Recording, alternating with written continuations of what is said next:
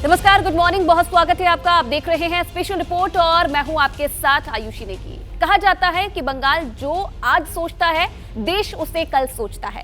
शायद ममता बनर्जी भी पहले से ये सोच चुकी थी, इसलिए इंडिया अलायंस से नाता तोड़कर पश्चिम बंगाल में लोकसभा की सभी 42 सीटों पर उम्मीदवारों का ऐलान कर दिया है।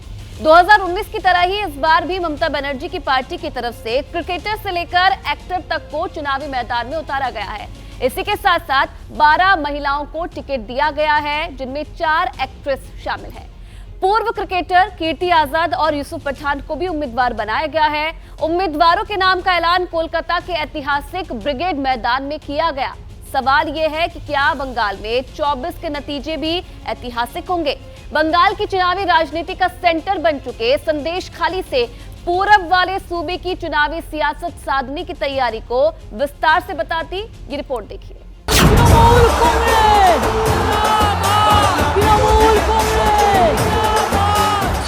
कोलकाता का ब्रिगेड ग्राउंड जो पलासी की लड़ाई का गवाह बना, वो मैदान जिसने आजादी से पहले और आजादी के बाद तक देश की राजनीति के हर उतार चढ़ाव का दौर देखा, जहां पंडित नेहरू से लेकर प्रधानमंत्री नरेंद्र मोदी तक ने रैली की। वो ग्राउंड जहां 32 साल पहले ममता बनर्जी ने राजनीतिक संग्राम का बिगुल फूंका था। कोलकाता के उसी ऐतिहासिक ब्रिगेड ग्राउंड से ममता बनर्जी ने 24 की सियासी जंग के लिए फिर से खेला होबे का नारा बुलंद कर दिया है। मंच तक जाने के लिए 3 प्लेटफॉर्म और 1 क्रॉस रैंप बनाया गया। टीएमसी के सभी नेता रैली में मौजूद रहे। ममता बनर्जी के निशाने पर बीजेपी थी, क्या बोली सुनिए। रमजान मास आ रहे, रोजा भी करो, अल्लाह आपको रोजा कबूल करे इंशाल्लाह, और साथ साथ में बीजेपी को वापस भेज दो।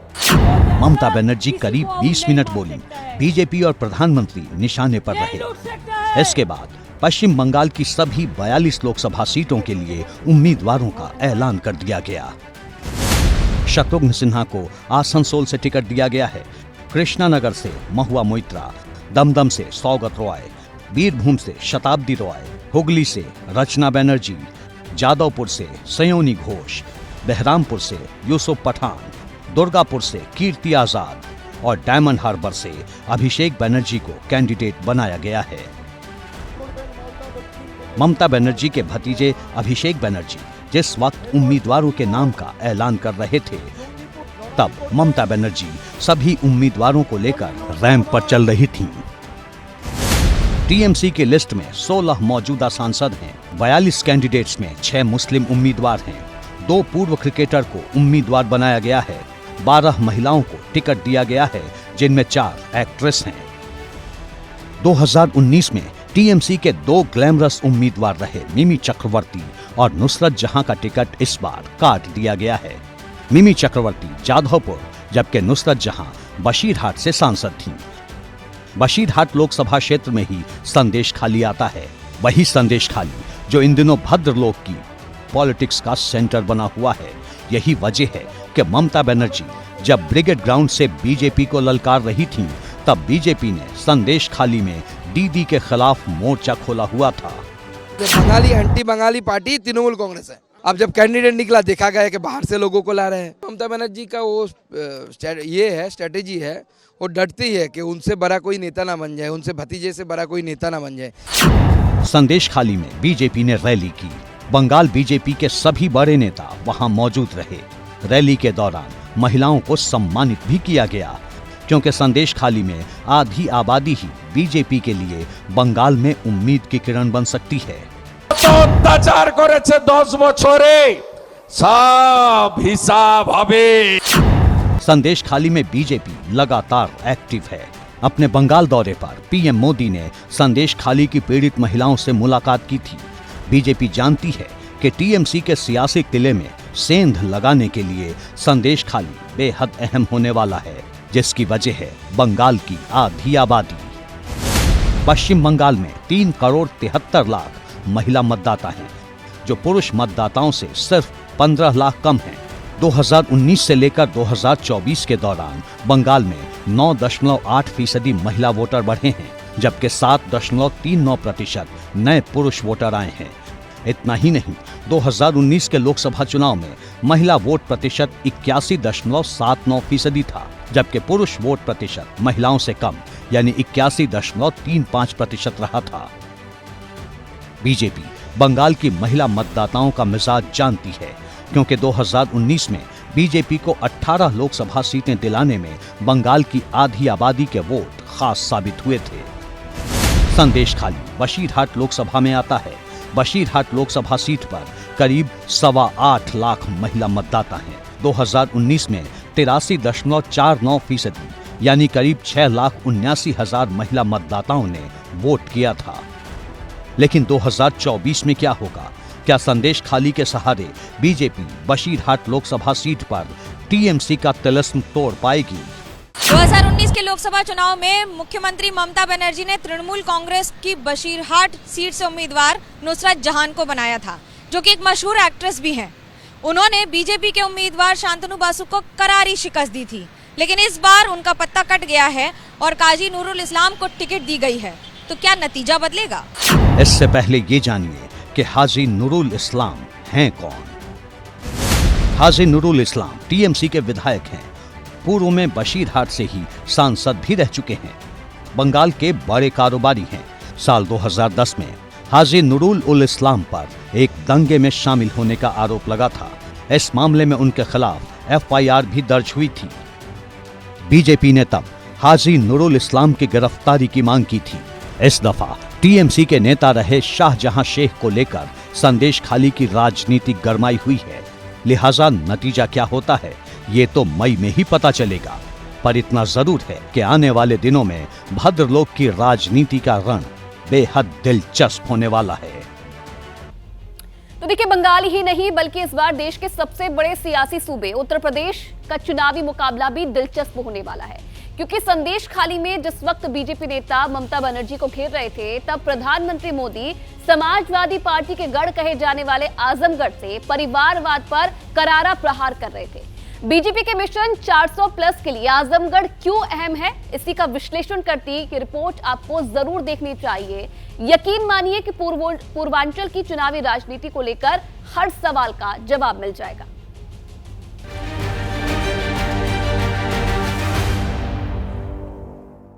डबल इंजन की सरकार ने उत्तर प्रदेश में लाखों करोड़ रुपए के विकास कार्य कराए हैं। इससे न सिर्फ यूपी का इंफ्रास्ट्रक्चर बदला है, बल्कि युवाओं के लिए लाखों नए अवसर बने हैं। आज गन्ना किसानों को सही समय पर गन्ने का मूल्य मिल रहा है। आपका ये प्यार और आजमगढ़ का ये विकास जातिवाद, परिवारवाद और वोट बैंक के भरोसे बैठे इंडी गठबंधन की नींद उड़ा रहा है। परिवारवादी लोग इतने बौखलाए हुए हैं, आए दिन मोदी को लगातार गाली दे रहे हैं। विकास की बात, किसानों का जिक्र, नौजवानों की फिक्र और परिवारवाद पर सीधा अटैक। परिवारवादी लोग मोदी को लगातार गाली दे रहे हैं। प्रधानमंत्री नरेंद्र मोदी ने आजमगढ़ के सियासी बैटल ग्राउंड से पूरे पूर्वांचल को इस तरह साधा।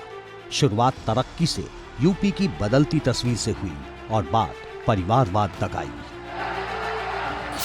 साथियों, उत्तर प्रदेश जैसे जैसे विकास की बुलंदियों को छू रहा है, तुष्टीकरण का जहर भी कमजोर पड़ रहा है। इसलिए परिवारवादी लोग इतने बौखलाए हुए हैं, आए दिन मोदी को लगातार गाली दे रहे हैं। समाजवादी गढ़ से प्रधानमंत्री नरेंद्र मोदी परिवारवाद की राजनीति पर निशाना साध रहे थे, तो विरोधियों को मोदी के परिवार का पता भी बता रहे थे। ये लोग कह रहे हैं कि मोदी का अपना परिवार नहीं है। ये लोग भूल जाते हैं कि मोदी का परिवार देश की 140 करोड़ की जनता ये मोदी का परिवार है। प्रधानमंत्री नरेंद्र मोदी वाराणसी से आजमगढ़ पहुंचे। आजमगढ़ से 34,000 करोड़ रुपए के प्रोजेक्ट्स का ऐलान किया। के दम से ही विकास के नए युग का प्रारंभ। पिछली सरकारों पर हमला बोलते हुए कहा कि पहले की सरकारें पत्थर गाड़ कर गायब हो जाती थीं। उसके बाद कोई पूछने वाला नहीं होता था, पत्थर भी गायब हो जाता था और नेता भी। पहले की सरकारों में बैठे हुए लोग जनता की आंख में धूल झोंकने के लिए घोषणाएं कर देते थे। कभी चुनाव के पहले पत्थर गाड़ देते थे आकर के, फिर खो जाते थे, पत्थर भी खो जाते थे, नेता भी खो जाते थे। आज देश देख रहा है मोदी दूसरी मिट्टी का इंसान है।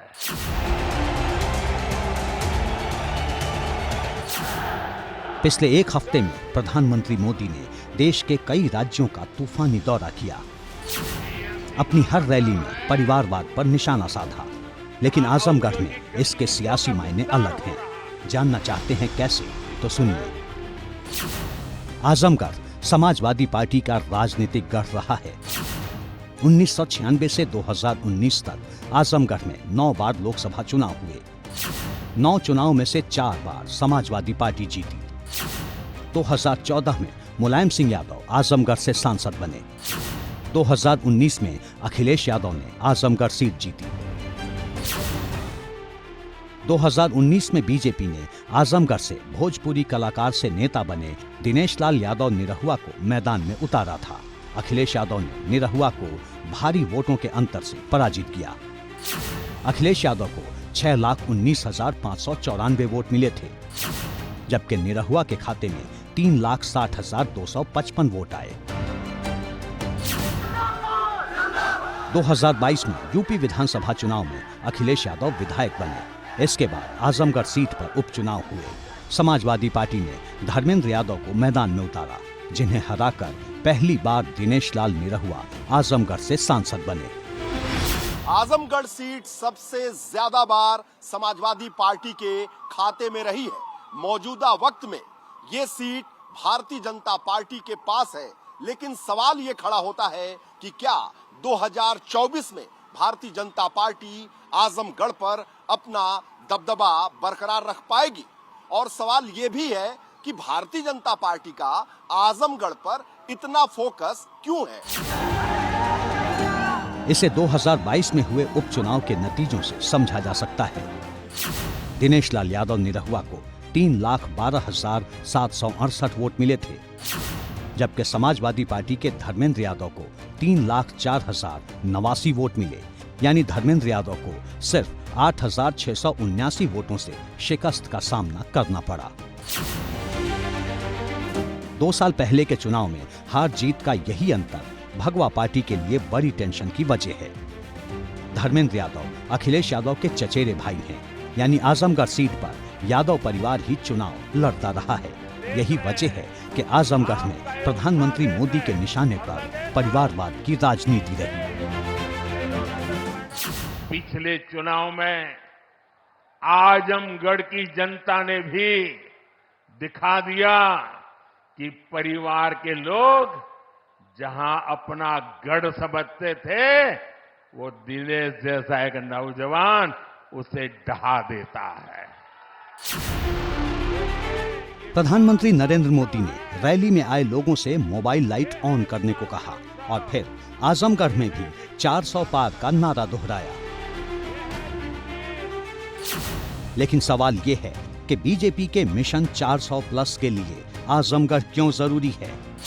क्या आजमगढ़ से बीजेपी यूपी में 80 में से 80 सीटों को साध सकती है? आजमगढ़ को पूर्वांचल की राजनीति का बड़ा केंद्र माना जाता है। आजमगढ़ से पूर्वांचल की 26 से ज्यादा सीटों को साधा जा सकता है, लेकिन 2019 में बीजेपी को पूर्वांचल में ही सबसे बड़ा झटका लगा था। 2019 में बीजेपी जिन सीटों पर चुनाव हारी थी, उनमें बिजनौर, अमरोहा, मुरादाबाद, संभल, रायबरेली, घोसी, लालगंज, जौनपुर, अंबेडकर नगर, गाजीपुर, श्रावस्ती, मैनपुरी, सहारनपुर, आजमगढ़, रामपुर और नगीना। इन 16 सीटों पर उसे हार मिली थी। इन सीटों में से 10 बीएसपी और 5 समाजवादी पार्टी के खाते में, जबकि 1 कांग्रेस के खाते में गई थी।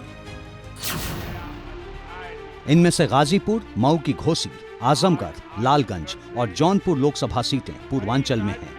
उपचुनाव में बीजेपी ने भले ही आजमगढ़ सीट पर कब्जा जमा लिया था, लेकिन 2024 में चुनौती और बढ़ गई है, क्योंकि गुड्डू जमाली समाजवादी पार्टी में शामिल हो चुके हैं। 2022 के उपचुनाव में गुड्डू जमाली तीसरे नंबर पर रहे थे। गुड्डू जमाली को 2,66,210 वोट मिले थे। गुड्डू जमाली को समाजवादी पार्टी ने यूपी में इसी महीने 21 तारीख को होने वाले एमएलसी चुनाव में उम्मीदवार बनाया है, लेकिन आजमगढ़ में गुड्डू जमाली की पूर्वांचल के बड़े मुस्लिम नेता के तौर पर पहचान है। खास तौर से मुसलमान वोटरों में जमाली की गहरी पैठ मानी जाती है। आजमगढ़ सीट पर मुसलमानों के साथ साथ यादव वोटर्स का दबदबा रहा है। यही वजह है कि भाजपा की लहर के बावजूद भी आजमगढ़ की 5 विधानसभा सीटों पर समाजवादी पार्टी ने कब्जा कर लिया 2022 में। और इतिहास भी बताता है कि आजमगढ़ में यादव और मुसलमान मिलकर ही सांसद बनाते रहे। इस बात का एहसास बीजेपी को भी है, इसीलिए प्रधानमंत्री नरेंद्र मोदी ने आजमगढ़ से जाति की राजनीति पर भी जमकर निशाना साधा। पूर्वांचल ने दशकों तक जातिवाद और तुष्टीकरण की राजनीति देखी है।